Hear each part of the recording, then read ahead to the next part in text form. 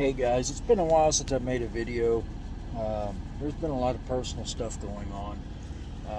Some of you may know, there's a couple of you that do, some don't. Um, the woman that I'd been with for 10 years and I have split up recently. So I had to take some time uh, to get my head straight. Um, I have been RCing. No, I have not been doing speed runs. Um, but I have been running the Isuga XLR, kind of tinkering with the Baja Ray, stuff like that, just as the motivation hit, which up until for about the last month and a half, there hasn't been a whole lot of that. Um, I have been running the Isuga, mainly because sometimes I just got to get out of this truck. Um, but today is update day. I needed to do an update. It was time. The XLR is still stock, pretty much. The only upgrade I have done is I went to Ram Jam Racing, got some of their Arma wheel nuts, some of his titanium Arma wheel nuts, and I put those on because they actually hold better than the stock ones. Okay, that's the only thing I've done. Everything else is still bone stock. I did move the rear tires to the front and put new rear tires on because the old ones were bald. Okay, they were bald. And as a result, next time home, I will pull the center diff and stiffen the center diff a little bit to help with the power distribution front to rear. And the reason why the front tires are so bald is you get on the throttle and this thing wants to pick the front end up. Okay, now that's on hard, rapid throttle, and so the front wheels spin a little bit. They're not coming off of the ground. They're not losing contact with the ground. It's not wanting to flip over backwards. They just want to spin a little bit. So it needs a little bit of a stiffening of the center differential, and that will take care of that. Everything else, she's holding up fine. Okay, I have beat on this thing. I've run it through the mud. I've ran it all across parking lots. The next thing I'm going to do is I'm going to get some pavement tires for it, because a lot of the times where I'm running, I'm on pavement. So every now and then I get in the dirt when I can, but a lot of the times it's on the pavement. And Corrali does have a set of on pavement tires for this chassis, so I will be getting those. I haven't got them yet. When I had originally planned on ordering them, that's when everything in my personal life went sideways and that got put on the back burner. Luckily, a lot of that personal stuff has straightened itself out. My head's back right, and I'm in a much better place than I was even a year ago. I am the monster that she created at this point, and that's what it is. And I will gladly play the monster in her story as long as she remembers to tell everybody in what chapter she created me. Anyway, guys, I wanted to give the update. I did,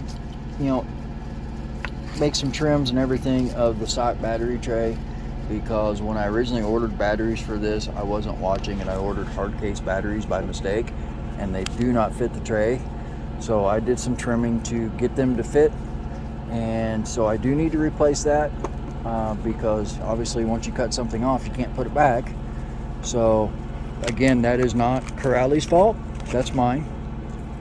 I wish they had made it to where it would accept hard case batteries, because in a basher, that amount of protection in the battery is actually a good idea.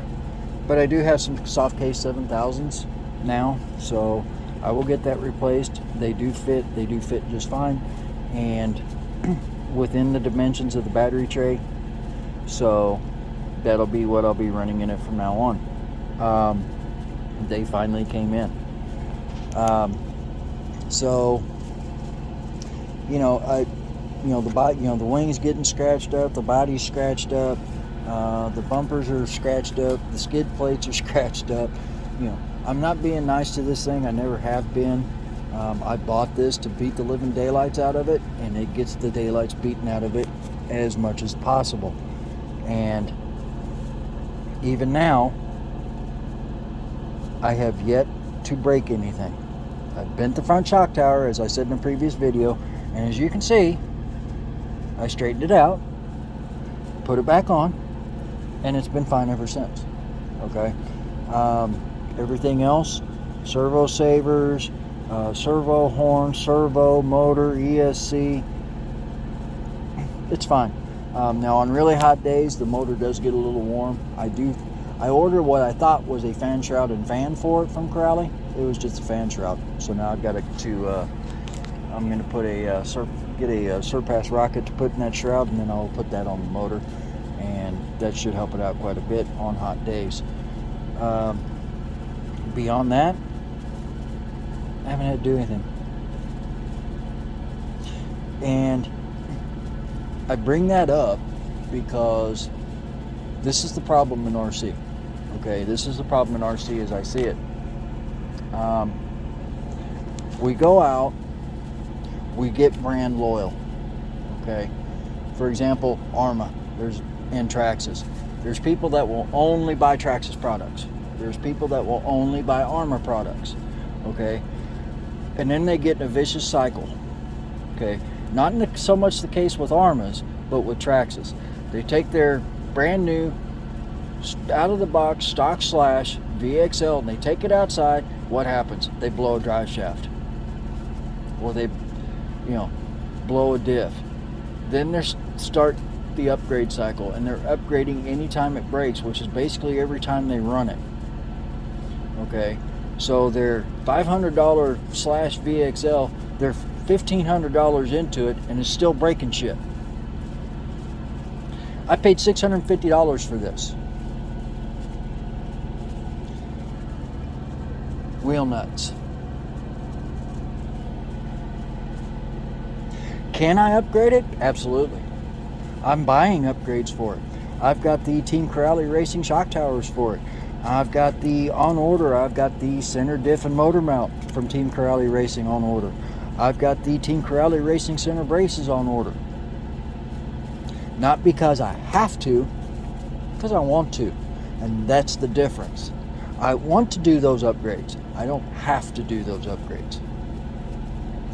And this is why I have completely, people call, in the Traxxas groups on Facebook, I tell them stop buying junk, and they get mad at me. Well, truth hurts. You're buying junk. You're paying 3 times the price for a quality of RC that, for the same quality of RC you can buy on Banggood for $75. Why the hell are you doing it? Okay, if you want a quality product, buy a quality product. Put that money into a quality company. Let them continue to make quality parts and quality RCs. That way the people that are making junk either change what they're doing or they go out of business. Okay, stop buying junk. Buy a quality RC. There is a big difference in the enjoyment of the hobby. If, even if you enjoy wrenching on these things, which I do, if it's a requirement or an option.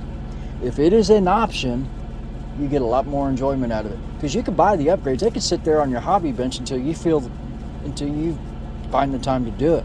And the rest of the time, it's not sitting on the bench broken, waiting on you to do those upgrades. You're out running it. That's the difference, okay? You don't have 9 RCs sitting in your hobby shop or in your man cave that are busted waiting on upgrades and repairs. You might have 1, maybe 2. Okay? And I'm not nice to this thing. I'm beating the living daylights out of it. But I still have yet to be required to replace a part with a brand new one. I have still yet to be required to replace an axle, a freaking differential, anything like that. Okay, the only thing I had to do is replace tires. And yeah, I could have ran the other tires probably for another 3 or 4 battery packs, but God, I wanted to do something. You know, it's not breaking, so let's get it some fresh rubber. 3-minute job, it's ready to go again. I'm waiting on packs to charge. Okay, so stop buying junk. Buy a quality RC. Okay, shop around. Watch what other people are saying about it. I waited a full year after this came out before I pulled the trigger on it, because I wanted other people to have that full year to find out if there were weak spots, if it was worth the money. The only time I have seen people break these things is if they've launched them 30 feet in the air and it came down in a very piss poor landing.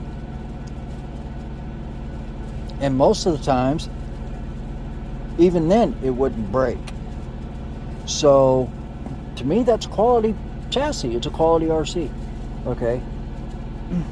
I'm not breaking it and then having it sit $650 of my hobby money sitting on the shelf waiting on parts to come in.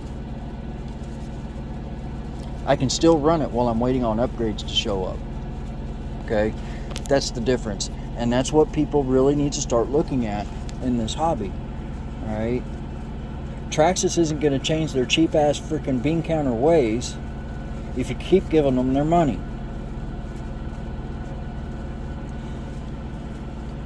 I would say the same thing about Arrma if it was necessary. I would say the same thing about Team Corrali if it was necessary. And these are bigger names in RC. Okay? Traxxas has stopped being a quality RC company and has become just make something and make a profit off of it. We don't care if it holds together or not.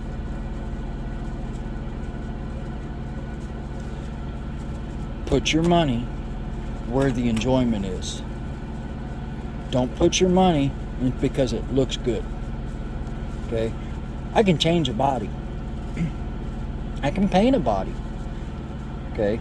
I can paint the same body that I would put on a Slash and put it on a freaking another 1/10 scale short course truck from Losi or whatever.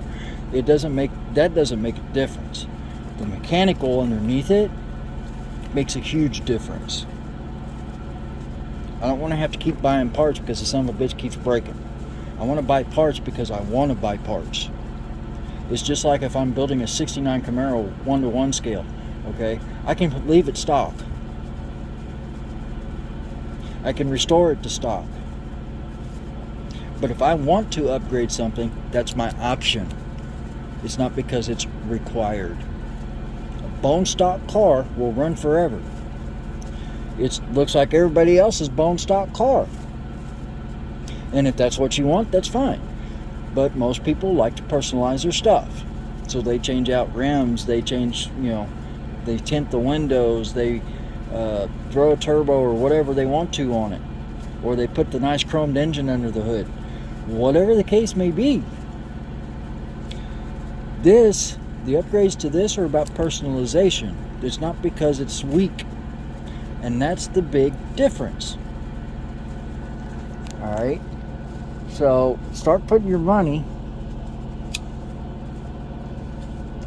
into the enjoyment of the hobby. Okay? Upgrades and running versus trying to maintain the hobby. Having to fix broken shit all the time and having to buy more expensive parts to try to fix weak points. This thing does not have a weak point. I have yet to find one. And again, like I said, yeah, upgrades have been bought because I want to upgrade it, not because I have to. Anyway, guys, that's the update. It feels good to be back. And hopefully now that all that other stress is gone, my videos will actually get better. Because honestly, with everything else that was going on in my life, it was very hard to keep a train of thought. And so I was all over the place in my videos. And I apologize for that if you've watched my videos.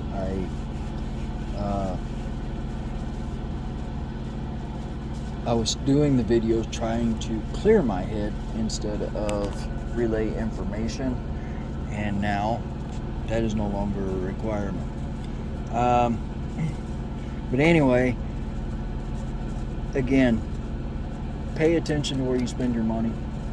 Okay, this is not, compared to building full scale cars. Obviously, this is a cheaper hobby, but it's still not necessarily cheap. $650 for one RC.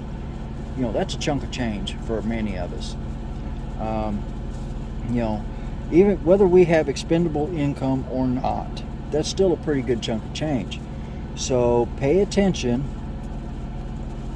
where you spend your money.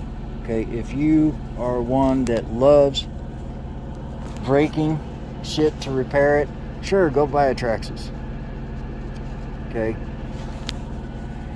but if you want to be able to run your RCs outside with your kids, with your friends, whatever the case, buy stuff that's going to hold up. You don't want your day to end because you broke a freaking suspension arm, or you blew an axle, or blew a tire. Okay, buy the stuff that's going to hold up. All right. Now, is it going to hold up to absolutely everything? No. We make mistakes. You hit stuff. You land wrong. Whatever the case may be, a car comes out of nowhere and runs it over. That stuff happens. But if it's just running it the way you would normally run it, and it's braking all the time, even if you're running it as it was designed to run, like a short course truck is designed to run across a semi-prepped surface with small jumps. Okay, if you're running it like that and it's braking, you bought wrong to begin with. Now you're going to be stuck in the ever-ending cycle of trying to upgrade to fix weak spots. And that weak spot is going to move each and every upgrade, because nothing was designed the way it should have been to begin with.